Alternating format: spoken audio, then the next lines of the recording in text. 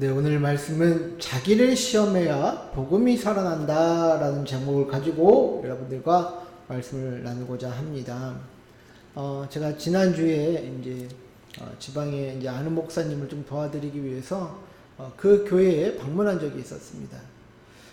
잠시 후에 이제 성도로 보이는 이제 젊은 남자가 이제 들어오셔서 이제 그 목사님과 이렇게 상담을 이렇게 하시더라고요. 이제 저는 이제 그 옆에서 이제 앉아가지고 일을 어떻게 해야 하나 이렇게 구상을 하고 있었는데 두 분이 옆에서 제 지근거리에서 이제 그 말씀을 나누고 있었던 것입니다. 그러다 우연히 듣게 된 이야기의 그 내용은 무엇이냐? 그 젊은 성도분이 교회를 왜 다녀야 하는지에 대해서 자기 스스로 이제 이유를 발견하지 못하겠다라는 것이었습니다. 그래서 담임 목사님의 말씀을 들어보니 그 부인 지사님은 무슨 수가 있어도 이제 교회는 다녀야 한다라는 그런 입장이셨고, 그러나 이 남편 되신 젊으신 이제 그 집사님은 집사님인지는 모르겠습니다. 아무튼 그 젊은 성도분은 자신이 이 매주 교회를 왔다 갔다 하는데 굳이 교회를 다녀야 하나? 그냥 이렇게 습관적으로 왔다 갔다 하는데 내가 교회를 다녀야 하나? 라는 그런 생각에 목사님하고 이렇게 말씀을 나누시는 것이었어요. 그분도 이제 뭐 많은 생각 끝에 이제 목사님과 이야기를 나누게 되었다라고 이렇게 말씀을 이제 하시더라고요. 뭐 결과는 이제 제가 어떻게 됐는지 물어보진 않았습니다. 이제 그 중간에 저는 이제 먼저 왔기 때문에. 그래서 이제 잠시 듣게 된 그들의 이야기 속에서 교회를 왜 다녀야 되는지에 대한 그 이유, 그런 어떤 그런 이유가, 그런 생각이 저에게도 계속 이렇게 맴도는 것이었어요. 우리들이 말은 안 하지만 특히 요즘 성도들은 이런 것들 많이 생각하실 겁니다. 더 좋은 설교가 온라인 유튜브에 송출되고 헌금도 뭐 온라인으로 할 수 있고 한데 굳이 내가 교회에 나와야 하는 이유를 특히 이 젊은 세대들은 점점 더 찾지 못한다라는 것이죠.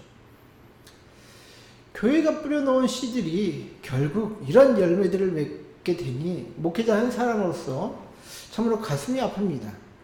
예수님이 자기 핏값으로 사신 이 교회들이 점점 빛을 잃어가고 존재의 목적을 지금 찾지 못하는 그런 공간으로 변해가고 있다라는 것이죠.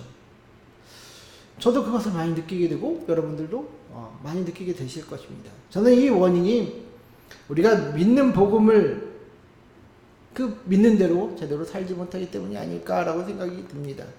사실 우리는 복음을 들었지만 복음대로 제대로 살지 못하고 있는 것이 분명한 사실이다라는 것을 우리는 기억해야 한다라는 것이죠.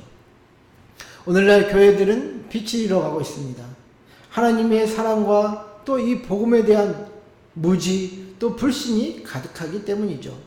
마치 한 달란트 받은 종이 주인을 못된 사람이라고 생각하고 있는 것처럼 말입니다. 마태복음 25장을 보면요, 달란트 비유가 나오죠. 여기서 10달란트 받은 사람, 또 5달란트 받은 사람은 그 받은 달란트에 비해서 많이 남겨서 주인에게 칭찬을 받습니다. 그러나 이 한 달란트 받은 사람은 엄청난 책망을 듣는데요. 그 이유는 그가 주인에 대한 큰 오해를 하고 있었다라는 것 때문이죠. 마태복음 25장 24절과 25절을 우리 한번 같이 읽어볼까요? 시작. 한 달란트 받았던 자는 와서 이르되 주인이여 당신은 굳은 사람이라 심지 않은 데서 거두고 해치지 않은 데서 모으는 줄을 내가 알았으므로 두려워하여 나가서 당신의 달란트를 땅에 감추어 두었나이다. 보소서 당신의 것을 가지셨나이다. 자, 여기를 보면 지금 종이 주인에 대해서 세 가지 저는 편견을 가지고 있다라고 생각이 되는데, 하나는 굳은 사람이라는 어떤 오해고, 그리고 당신의 심지 않은 데서 거두고 모으는 사람이다라는 것이고, 그 다음에 두려운 사람이다라는 그런 오해를 갖고 있다라는 것이죠. 종은 주인을 무서운 사람이고 또 그렇게 부당한 요구를 하는 사람이라고 지금 여깁니다. 그래야 그는 그 주인을 그냥 회피하고만 하려고 했던 것이었죠. 따라서 그는 이러한 주인에 대한 오해로 인하여 달란트를 묻어두었다라는 것입니다. 즉 묻어두는 신앙을 선택했다라는 것이죠. 여러분, 이 세대는 묻어두는 세대입니다. 헌신하며 헌신짝 된다라고 여기고, 또 교회 가면 어떤 사람들은 돈 뜯긴다라고 얘기를 해요. 그리고 애들 이상해진다고 지금 여기는 그런 시대가 되었습니다. 그렇게 교회를 아주 조금 아는 사람들은 교회하면 진절머리를 치는 시대가 되었다라는 것이죠. 그래서 교회 좀 갔다 왔다는 사람들은 나는 내가 알아서 신앙생활 할게 이러면서 묻어두는 신앙을 선택한다라는 것입니다. 대체 어디서부터 이런 경향이 시작되는지 모르지만 불신이 가득한 시대를 우리는 접하고 있다라는 것이죠. 하나님에 대한 오해와 불신이 가득하기에 인간은 자기 스스로를 믿는 그런 선택을 하게 되었습니다. 그렇게 오늘날의 시대는 자기를 믿는 시대가 되었다라는 것이죠. 복음은요, 하나님의 능력을 믿고 예수 그리스도의 그 공로를 믿는 데에서부터 출발합니다. 이러한 믿음의 토대를 어떻게 보면 사탄이 망가뜨렸고 거기에 동조한 많은 교회와 또 성도들이 있었다라는 것입니다. 그래서 우리는 복음되지 못하는 시대를 살고 있다라는 것입니다. 우리는 복음이 복음될 수 있도록 우리 자신을 되돌아보아야 합니다. 오늘 본문에서 사도 바울이 어떻게 보면 방법으로 제시한 그 스스로를 돌아보는 것처럼 말입니다. 자, 여러분들, 오늘 본문에서도요, 고린도 교인들은요 바울을 의심하거든요. 또 바울을 의심하기 때문에 또 바울이 전한 그 복음도 의심하고 있어요. 오늘날 이 시대가 불신하는 그 근본적인 어떤 의심과는 좀 다르긴 하지만 그들도 동일하게 바울과 또 바울이 전한 복음을 의심하고 있었던 것이 고린도 교인들의 모습이었다라는 것이죠. 그래서 고린도 전후서를 보면요, 고린도 교인들이 바울을 의심하는 그 내용들이 곳곳에서 발견됩니다. 제가 이제 세 가지만 좀 말씀을 드리면, 첫째, 바울은요 부족한 언변과 외적 모습을 지니고 있었다라는 것입니다. 그래서 사람들은 그 부족한 모습을 보면서 바울에 대해서 의구심을 갖는다라는 것이죠. 한번 성경을 볼까요? 고린도후서 10장 10절과 고린도후서 11장 6절을 보시면요, 그들의 말이 그의 편지들은 무게가 있고 힘이 있으나 그가 몸으로 대할 때는 약하고 그 말도 시원하지 않다 하니 내가 비록 말에는 부족하나 지식에는 그렇지 아니하니 이것을 우리가 모든 사람 가운데서 모든 일로 너희에게 나타내었노라. 자, 이 본문을 보면요, 지금 바울은 언변이 정말 좋지 않았을 것으로 보입니다. 그죠? 당시의 연설가들은 어떤 수사학적으로 또 이제 화려하게 말하는 것을 즐기고 유행하는 시대였죠. 그러나 바울은 이 언변은 정말 좀 좋지 않았던 것 같습니다. 그래서 그 바울의 언변과 이런 어떤 몸으로 대할 때 어떤 그런 부족함 때문에 사람들이 바울에 대한 의구심을 가졌다는 것이죠. 저도 이러한 바울의 심정을 좀 잘 이해하는 사람 중에 하나인데, 왜냐하면 저도 말을 못하기 때문에 잘 이해를 해요. 제가 5살 때 얼굴에 이제 구안화사가 왔었거든요. 그래서 이제 웃을 때 이제 입이 삐뚤어지는 게 싫었어요. 그래서 어렸을 때부터 잘 웃지 않았고, 그리고 말도 많이 안 했어요. 진짜 제가 생각해보면 말을 많이 안 했어요. 그냥 듣는 건 좋아했는데, 친구들이랑 이제 농담하고 장난식으로 한두 마디 하는 건 좋아했는데, 이렇게 말을 길게 안 한단 말이에요. 문장으로. 항상 뒷말을 흐리고, 그리고 잘 웃지도 않고. 그러니까 이제 성인이 되어서도 발음이 정확하지 않고, 이렇게 말을 부드럽게 이어서 하지 못하는 그런 실정이 되었습니다. 어떻게 보면 지금은 정말 많이 좋아진 것이죠.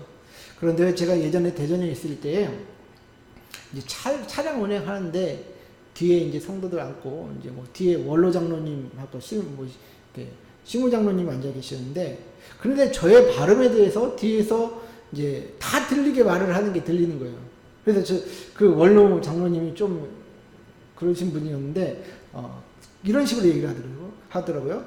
나는 저 전도서가 말하는 게 뭐 잘 못 알아듣겠어. 막 그러면서 뭐 마치 병신이 말하는 것 같아. 이런 식으로 뒤에서 얘기를 하는 거예요.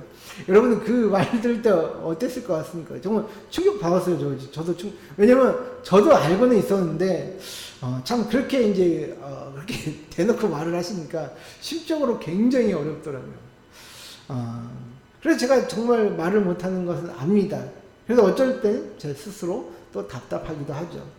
바울은 오죽했겠습니까? 자신이 가진 어떤 지식에 반도 못 쫓아오는 그런 사람들에게 외적 비하를 당하는 그 바울의 어떤 그런 마음은 얼마나 힘들었을까요? 고린도 교인들은요, 이렇게 바울의 약점을 보면서 바울을 평가하고 그가 전하는 복음을 못 믿어 했다라는 것입니다. 여러분들 이해가 되십니까? 둘째로 바울은요, 다른 사도들보다 뒤늦게 부르심을 받았다라는 그런 약점도 있었습니다. 그러니까 12사도들보다 뒤늦게 이제 부르심을 받았기 때문에 바울에 대한 의구심을 가지고 있었다라는 것이죠. 자, 고린도전서 9장 1절과 2절 먼저 좀 읽어드리면, 내가 자유인이 아니냐, 사도가 아니냐, 예수 우리 주를 보지 못하였느냐, 주 안에서 행한 나의 일이 너희가 아니냐, 다른 사람에게는 내가 사도가 아닐지라도 너희에게는 사도이니 나의 사도됨을 주 안에서 인친 것이 너희라. 지금 바울은 자기의 사도권에 대해서 지금 굉장히 이제 변호하고 있습니다. 그리고 고린도전서 15장 8절과 9절을 보면요, 맨 나중에 만삭되지 못하여 난 자 같은 내게도 보이셨느니라. 나는 사도 중에 가장 작은 자라. 나는 하나님의 교회를 박해하였으므로 사도라 칭함 받기를 감당하지 못할 자니라. 자, 여러분들 초대교회 사도됨의 어떤 조건 중에서요, 중요한 하나는 뭐냐, 12제자처럼 성육신 하신 예수님과 함께 했느냐, 이게 굉장히 중요하거든요. 그러니까 예수님을 만난 적이 있느냐, 예수님과 함께 했느냐, 이게 사도의 어떤 조건이었다라는 것이죠. 조건 중에 하나였다라는 것이죠. 그러나 바울은 부활하신 예수님을 이후에 만났지 성육신 하셨을 때에는 만나지 못했습니다. 이 때문에 바울을 좋아하지 않았던 사람들은 바울의 어떤 그런 사도성에 대해서 얼마나 이렇게 자꾸 흔들었을까요, 여러분들? 예상이 되지 않습니까? 그래서 바울이 전한 복음은요, 그들 사이에서 또 의심을 불러일으킬 수 있었다라는 것입니다. 그렇게 오해가 있었다라는 것입니다. 마지막으로요, 바울은요, 고난과 가난, 그리고 그 개인의 어떤 약한 모습이 있었다라는 것이죠. 고린도서 11장 23절부터 27절까지 한번 쭉 읽어드리면요, 그들이 그리스도의 일꾼이냐 정신없는 말을 하거니와 나는 더 그러하도다. 내가 수고를 넘치도록 하고 옥에 갇히기도 더 많이 하고 매도 수없이 맞고 여러 번 죽을 뻔하였으니 유대인들에게 40에서 하나 감한매를 5번 맞았으며 3번 태장으로 맞고 1번 돌로 맞고 3번 파선하고 일주일을 깊은 바다에서 지냈으며 여러 번 여행하면서 강의 위험과 강도의 위험과 동족의 위험과 이방인의 위험과 시내의 위험과 광야의 위험과 바다의 위험과 거짓 형제 중에 위험을 당하고 또 수고하며 애쓰고 여러 번 자지 못하고 줄이며 목마르고 여러 번 굶고 춥고 헐벗었노라. 자, 여러분들 지금에 와서야 우리가 바울을 위대하다고 생각하지만 그때 당시에 이 묘사에 된 어떤 바울의 어떤 이야기를 들었을 때 그가 좀 행색이 좀 초라했을 거라고 여러분 생각되시지 않습니까? 어떻게 이렇게 사람이 살 수 있을까요, 여러분들? 거지도 이렇게 살지는 않을 것 같아요.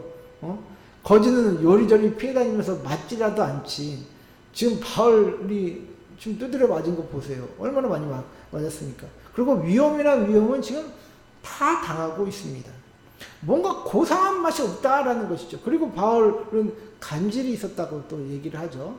그 간질병 걸린 사람들 이야기를 들어보면 좀 수치심이 좀 심하다고 그래요. 왜냐면 갑자기 멀쩡하다가 막 거품 내면서 막 쓰러지고 하니까 주위 사람들에 대한 어떤 그런 인식 때문에 수치심이 강하다라고 합니다. 이처럼 바울은 뭔가 고상한 맛이 없다라는 것이죠. 그의 가난과 고난과 그의 어떤 개인적인 약함, 어떤 사상이나 가르침은요, 보통 우아하고 위험 있게 전해야지 사람들은 그 말을 신뢰합니다. 그러나 바울은 우아하고 위험 있는 행색이 아니었다라는 것을 우리가 추측할 수 있다라는 것이죠. 그러니 사람들은 그가 전한 복음을 신뢰하지 않았다는 것입니다. 여러분, 바울을 보세요. 외적인 모습, 어떤 부르심의 조건, 사도의 삶, 그 무엇을 보더라도 신뢰감을 가질 만한 행태가 아닙니다. 오늘날 우리가 외적인 모습을 보며 신앙을 평가하고 또 목회자의 인격과 삶이 아니라 스펙을 보면서 신앙생활하는 것과 동일해 보이지 않습니까, 여러분들? 그래서 여러분들 오늘날 목회자는요, 스펙 쌓기 바쁘다라는 것입니다. 왜냐하면 스펙 쌓아야지만, 학위 쌓아야지만 큰 교회에 가고 또 사람들에게 인정받는다라고 여겨지기 때문입니다. 그래서 저는 복음을 말하지만 오늘날 우리 세대들은 복음으로 살지 않는다라고 말씀드리는 것입니다. 그러나 바울은 이 하늘로부터 내려진 복음의 그 진리를 알고 있었습니다. 그런 사람들의 모든 편견과 오해를 뒤집을 만한, 그 편견과 오해에도 굴복하지 않을 만한 그런 진리를 가지고 있었다라는 것이죠. 그것은 바로 십자가의 복음이다라는 것입니다. 오늘 본문 말씀 13장 4절을 보시면요, 그리스도께서 약하심으로 십자가에 못 박히셨으나 하나님의 능력으로 살아계시니 우리도 그 안에서 약하나 너희에게 대하여 하나님의 능력으로 그와 함께 살리라. 복음은요, 그 십자가의 원리인 약함을 강하게 하는 능력이 있습니다. 우리의 신앙생활은 이 약함과 강함의 역설적인 어떤 원리를 아는 것이 복음으로 사는 사람들의 신앙 여정이다라는 것입니다. 복음은요, 이러한 능력이 있기에 우리가 약해도 강해질 수 있는 것입니다. 그리고 우리가 약해도 우리의 삶을 하나님의 영광을 위해 살 수 있다라는 것이죠.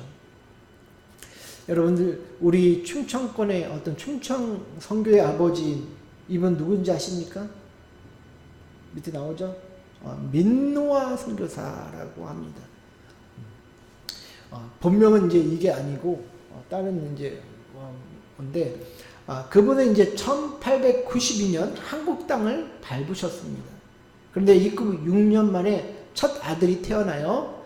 너무 기쁘죠. 이 아들, 이 선교지에서 힘들게 사역을 하는데 첫 아들이 태어난 것이 너무 기뻤습니다. 그러나 몇 개월 뒤에 이 첫째 아들은 하늘나라로 떠납니다. 그 이후에 4년 동안 열심히 사역을 하면서 또 4년 후에 둘째 아들이 태어납니다. 하나님의 은혜죠. 그러나 슬프게도 이 아들은 하루 만에 하나님께서 데리고 가셨습니다. 설상가상으로 이 슬픔을 견디다 못한 사모님이 건강을 잃고 1년 후에 또 소천하셨다라고 합니다.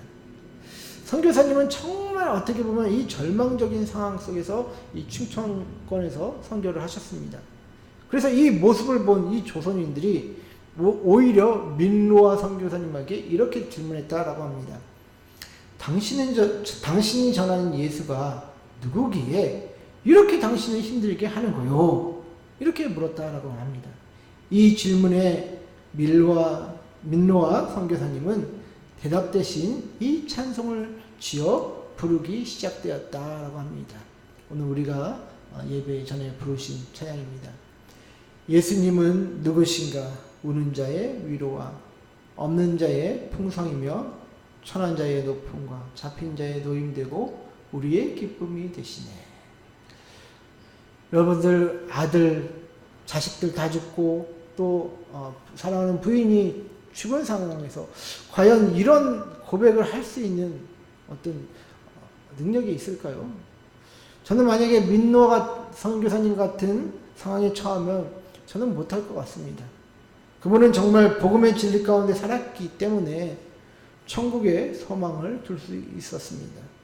인간적인 큰 고통 가운데서도 그 영혼이 망가지지 않을 수 있었다는 것이죠. 복음의 진리를 붙든 사람들은 대부분 이러한 모습을 우리에게 보여줍니다. 그렇다면 과연 저와 여러분들의 믿음이 정말 복음의 진리 가운데 살고 있다고 장담할 수 있겠습니까? 바울은 복음을 의심하며 믿는 자들에게 스스로를 시험해보라 라고 오늘 얘기를 합니다.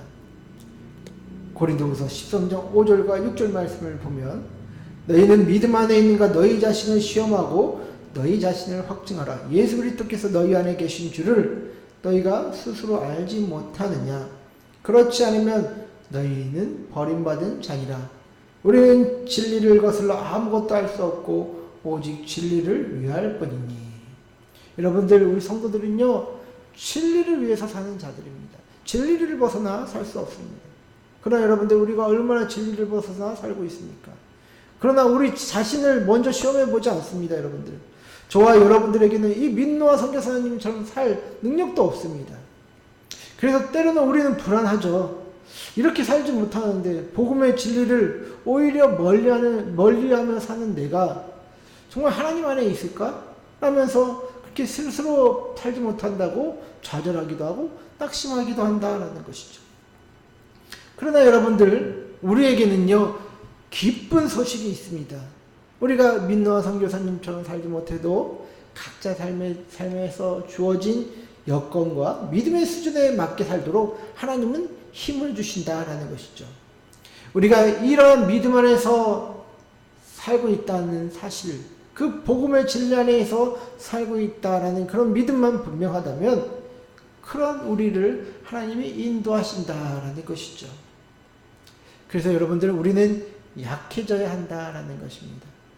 약해져야 우리가 하나님의 인도함 가운데 있는지 우리 스스로 평가할 수도 있고 우리가 약해져야지 하나님께서 그때 일하시는 그 모습을 볼 수 있다라는 것입니다. 제 아내가 아는 지인 중에 젊었을 때 중풍이 온 분이 계십니다. 그분이 이제 목사님의 자제분이셨으나 이제 이하나님을 멀리하고 불신의 삶을 살다가 젊었을 때 이제 중풍이 왔었다라고 하시더라고요. 그때 아내가 이제 응답받고 또 권면해서 다시 신앙생활 열심히 할 수 있도록 이렇게 했다고 하는데, 그래도 이제 완전히 낫지 않았지만 이제 병이 호전되고 일상생활 할 수 있는 정도로 하나님이 만들어 주셨습니다. 그렇게 시간이 지났는데 또 신앙생활 안 하고 또 하나님을 멀리하다가 중풍이 재발한 것 같더라고요.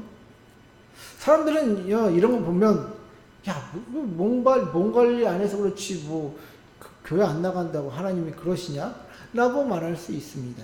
그러나 하나님은 우리를 약하게 해서라도 인도하시는 분이다라는 것이죠. 왜냐하면 우리가 강하면 자기 멋대로 살지 하나님의 뜻대로 생각이나 하겠습니까? 그래서 때로는 하나님은 우리를 약하게 해서라도 우리를 하나님 곁으로 인도하신다라는 것입니다. 저도 오히려 예수님 안 믿었을 때보다 지금이 더 힘든 것 같아요. 왜냐하면 예수님 안 믿었을 때는 오히려 더 밝고 더 건강했거든요. 그러나 예수님 믿고 나서 점점 더 사람이 또 시니컬해지고 어두워지고 건강도 나빠져요. 저는 압니다. 이렇게 약해지는 것이 은혜라는 것을 말입니다. 내가 혈기 강하고 또 육체가 강하면 내가 하려고 하지 하나님 생각하지 않습니다. 복음으로 사는 사람은요 자신의 약함을 인정하고 하나님을 의지할 때 강해진다라는 것입니다. 그래서 하나님은 우리 삶에서 나 자신을 약하게 만들 때도 있다는 것입니다. 그래서 우리는 겸손하게 우리 삶을 돌아볼 줄 알며 우리가 믿음 안에서 사는지 자신들의 삶을 평가할 줄 알아야 한다라는 것이죠. 그 삶 안에 정말 복음이 담겨 있는지 내 욕심과 자아 충만한 어떤 그런 삶을 살고 있는지 우리는 그런 우리의 삶을 시험하며 평가할 줄 알아야 한다라는 것입니다. 제가 근래에 들었던 또 충격적인 얘기 중에 우리 지방에서 이제 제주도로 이제 가신 이제 목사님이 있어요. 제 선배 목사님인데 그 목사님의 얘기를 들어보니까 이 청주 지방에 있었을 때 교회 안에서 뭐 어린이 뭐 방과후 뭐 그런 거를 했나 봐요. 이렇게 국비를 지원 받았는지 잘 모르겠는데 이렇게 어떻게 해가지고 이제 성도들 뭐 이렇게 시간 타임이 있을 거 아니에요? 그거를 이렇게 좀 배분해서 했는데 거기 이제 그 사모님이 그 시간을 좀 잘못 배분을 해가지고 뭐 이렇게 실수를 했는지 모르겠지만 뭐 잘못해서 어떤 분에게는 그 시간을 조금 드렸다라고 합니다. 근데 그것 때문에 난리가 나가지고 사모님을 무릎 꿇고 이제 사과하라고 막 시켰다라고 해요. 그래서 그 사모님이 목회를 하는데 이게 정신적으로 너무 힘든 거예요. 막 공황장애도 있고 우울증도 있고 이렇게 괴로워하시다가 제주도로 이제 가셨다라고 하는데, 여러분들 우리가 하나님의 일을 한다고 하는데 어떻게 보면 이것이 정말 하나님 앞에 합당한 일이라고 여러분들 생각이 드십니까? 좀 서로 자비로 용납하고 또 용서하고 이해하고 때로는 그럴 수도 있겠다라고 생각을 해야 되는데, 자기가 원하는 바대로 되지 않는다고, 자기가 원하는 대로 사역이 되지 않는다고 뭐 사모를 무릎 꿇고 사과받고, 뭐 사모가 아니라도 뭐 성도들 간에서도 서로 그렇게 뭐 사과받아야 되는 겁니까, 여러분들? 그게 정말 믿음 안에서 복음 안에서 사는 사람들의 어떤 모습입니까, 여러분들? 우리는 어떻게 보면 이 교회가, 저는 정말 걱정이 되는 게 오히려 오냐오냐 하다 보니까 지옥의 자식들을 더욱더 생산해내는 것이 아닌가, 그런 생각이 든다라는 것입니다. 그래서 하나님께 우리가 또 책망받을 일을 하고 있지는 않는가 걱정이 된다라는 것이죠. 사랑하는 성도 여러분들, 불신이 가득한 이 세상, 우리 스스로의 삶의 모습을 돌아보시고 복음의 진리 안에서 살아가고 있는지 시험해 보십시오. 우리에게 주신 한 달란트를 하나님을 위해서 쓰는 것이 아닌 그저 묻어두고만 있는 신앙이 아닌지 우리 돌아봅시다. 학생들은 시험을 봐야 자신의 수준을 알 수 있고, 건강 검진을 해봐야 건강의 어떤 그런 이제 척도를 알 수 있다라고 하잖아요. 믿음의 수준은 내가 아닌 하나님을 의지하는 부분이 얼마나 있는지 돌아볼 때 알 수 있습니다. 우리 모두가 복음 안에서 사시는 그런 법을 깨닫고 또 회복하게 되시는 저와 여러분들 되시기를 주의 이름으로 축복드립니다.